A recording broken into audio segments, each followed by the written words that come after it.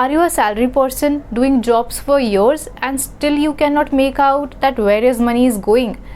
आपके पास फिर भी इतने सालों की जॉब करने के बाद आपके अकाउंट्स में सिर्फ थाउजेंड्स हैं and you want to make sure कि आपके जो एक्सपेंसेस है वो कहाँ जा रहे हैं and how much as actually your expenses in a month. If you are a person who wants to know how to manage your assets and your liabilities, if you are a person who wants to know that how to manage the salary coming into your account and the expenses going out from account, then this video is for you guys.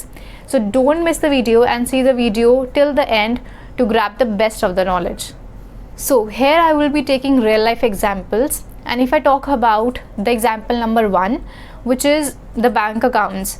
So I have talked to my seniors and my director, the director of my company, and I just asked them ki sir and ma'am, how many bank accounts do you have? So out of curiosity they said that they have almost 7 to 8 accounts, and I was very curious to know that when people have only one bank account in which they do all their transactions, all their expenses, all their savings, all their investment is in the same account, and here the director of the company was having 7 to 8 accounts at a time. Why was the necessity to create 7 to 8 accounts when they already have one account? So guys, we'll talk about this part in the first point, and we'll cover all the important aspects. What is the importance of having multiple accounts? See, there is not a necessity to create 7 to 8 accounts as the director of the company was having, but at least you should have 3 accounts, and that is what I would suggest to you. So the first account would be in which your salary is credited, or if you have any sort of passive income, तो वो भी आपका उसी bank account में आएगा. So whatever is your asset, whatever your salary, or whatever your passive income, whatever your business is making you money, all that money will come to one bank account. Now moving to the second bank account. अब second bank account में क्या आएगा? आपके monthly जितने भी expenses होते हैं. So you need to just calculate your expenses. For example, मेरा ट्रैवल का एक्सपेंस होता है, मेरा फूड का एक्सपेंस होता है, और यू वुड से दैट मेरे कुछ मिसलेनियस खर्चे होते हैं. For example, I need to buy some clothes, I need to just invest on myself, या फिर मुझे कुछ पैसे घर देने होते हैं. So all these expenses you will just add up the total, और उसको आप जब भी आपकी सैलरी आती है उसको आप ट्रांसफ़र कर दोगे अपने एक्सपेंस के अकाउंट में. So I have one another account which is SBI bank. So SBI में I just travel all my expenses, तो मैं उसमें ट्रांसफ़र कर देती हूँ मेरे सारे के सारे एक्सपेंसेस को, whatever my expenses is after calculating. Then जितने भी मेरे खर्चे होते हैं, the UPI transactions and each and everything, वो मेरा SBI के बैंक से होता है. So here is a important point which you guys need to make sure कि जिस बैंक में आपकी सैलरी आती है, मेक श्योर कि उस बैंक से कोई भी UPI अटैच ना हो, कोई भी UPI लिंक ना हो, and you can not make online transactions from that bank account. अपने ट्रांजैक्शंस के लिए सिर्फ एक UPI लिंक जनरेट करके रखो, सिर्फ एक बैंक से अटैच करके रखो, जो होगा आपका एक्सपेंस वाला बैंक अकाउंट. ठीक है.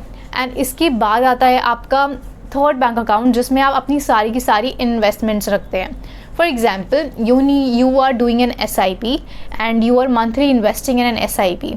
तो उस SIP पे जो पैसा जाएगा वो आपके इन्वेस्टमेंट वाले बैंक अकाउंट से जाएगा, neither than your salary account और neither from your expense account.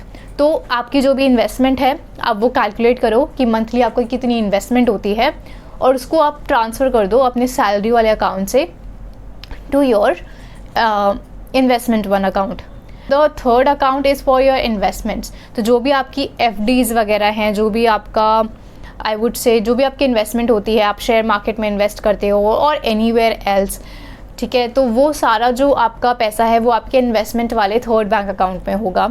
And make sure कि आप कभी भी इन 3 बैंक अकाउंट को आपस में मर्ज ना करें.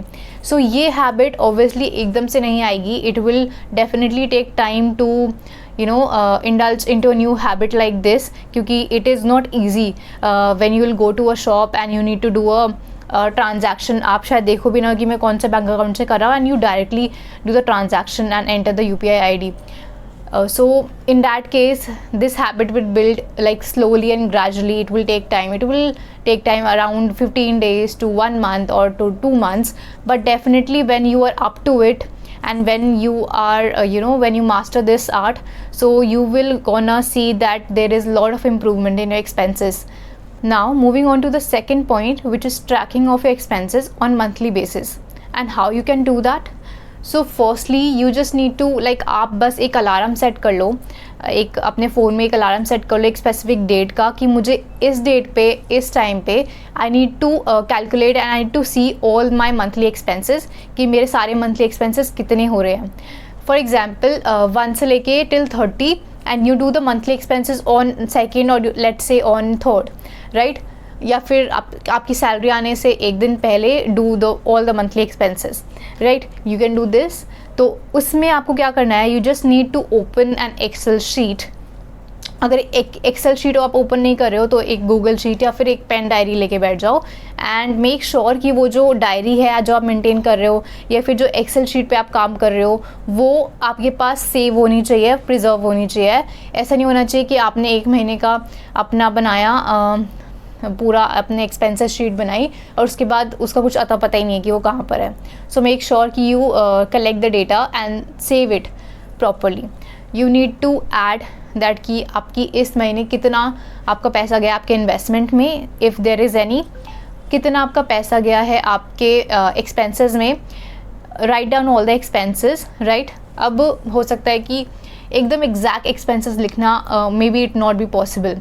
You just open your Google transactions, जो भी आपकी जो भी आपकी ट्रांजैक्शंस हुई हैं, ऑनलाइन ट्रांजैक्शंस, एंड अगर आपको याद है तो आप कैश, जो आपने कैश खर्च करा है वो लिख दो, ठीक है. एंड ओवरऑल आइडिया आपको हो जाएगा. एकदम exact may not be possible, क्योंकि एग्जैक्ट तभी हो पाएगा जब आप इस चीज़ को डेली बेसिस पे करते हो, एंड डेली बेस पे करना it's way too far difficult. So I suggest to do on a monthly basis. तो अब आपको एक ओवरऑल आइडिया हो जाएगा कि मेरे पैसे कहाँ और कितने जा रहे हैं. फॉर एग्जाम्पल आपको एक ओवरऑल आइडिया तो हो गई कि मेरे मंथली मेरे ट्रैवल में मेरा कितना लगता है, मेरा फूड में मेरा कितना लगता है, मेरा अगर रेंट जा रहा है तो वो कितना लगता है, अगर मेरा इलेक्ट्रिसिटी बिल है तो वो कितना लगता है, वाटर बिल है वो कितना लगता है. सो ये सारे एक्सपेंसेस आपको मंथली पता होंगे कि कितने कहाँ पैसे जाते हैं. तो आपको बस उनका ट्रैक रखना है, आपको इनका टोटल करना है कि मेरे टोटल एक्सपेंसेस कितने होते हैं, और उसको आपको एक जगह लिख देना है. नाउ मूविंग फॉरवर्ड, कि आपके बैंक में इन्वेस्टमेंट और आपका जो एसेट है, बेसिकली आपके बैंक में कितना मंथली एसेट आता है. I am talking about the salary, और अगर आपका कोई बिजनेस है तो कितना आपका वहाँ से आप अर्न करते हो, राइट. तो इसका आपको एक चार्ट बना के रखना है, and you to make sure कि each and everything is very structured. Now when you do this, आपको एक आइडिया लग जाएगा कि मेरे पास टोटल कितने पैसे आए.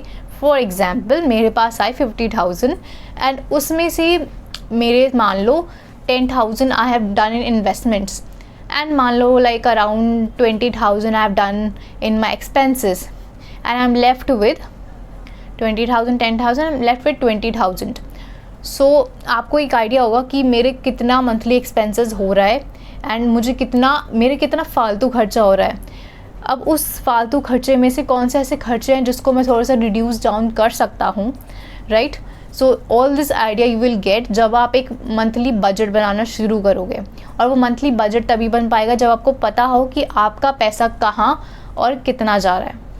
Also, if you're doing any investments, whether it is SIP, whether it is in a share market, तो just see on a monthly basis कि अभी like मेरा जो पैसा है वो कितना high है, कितना down है, how much I'm in profit and how much I'm in loss. Just like monthly see it. I'm not saying कि आप बस उसको देख के टेंशन नहीं लग जाओ कि मार्केट डाउन जा रहा है तो मार्केट डाउन जा रहा है मैं क्या करूँ, मैं पैसे निकाल लूँ. No, I am not saying that. लेकिन आपको बस एक आइडिया होना चाहिए.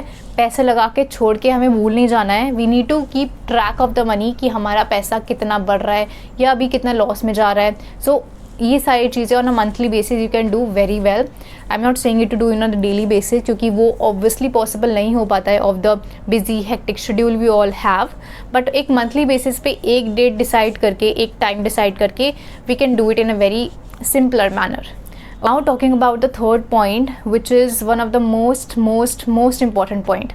सो guys if you are in a wealth creation journey, और अगर आपके पास so guys if you are in a wealth creation journey और अगर आपके पास ये 3 चीज़ें नहीं हैं, so I must tell you कि आप वेल्थ क्रिएट तो नहीं कर रहे हो, लेकिन अगर कोई ना कोई मिस हैपनिंग हो गई then you will directly come from here to here in no time.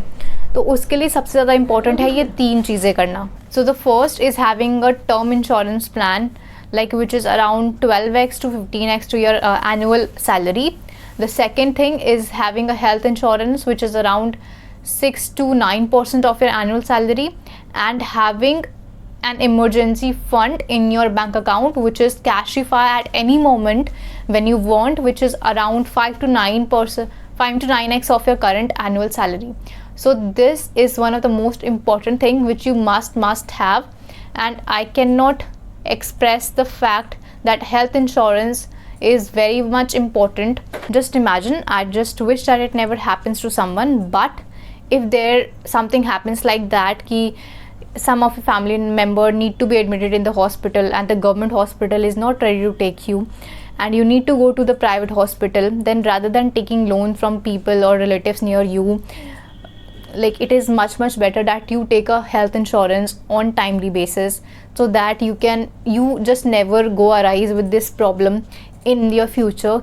And also having an emergency fund which is around 5 to 6x of your current annual salary is also very important, because आपको नहीं पता कि कब कौन सी emergency पड़ जाए और कब आपको कैश की ज़रूरत पड़ जाए. So it's very much important कि आप अपना सारा पैसा बैंक में न रख के कुछ पैसा कैश अपने घर में भी रखें, and it should be that you can, and if it is in your bank account as well, it should be that you can just have the cash at any time when you want.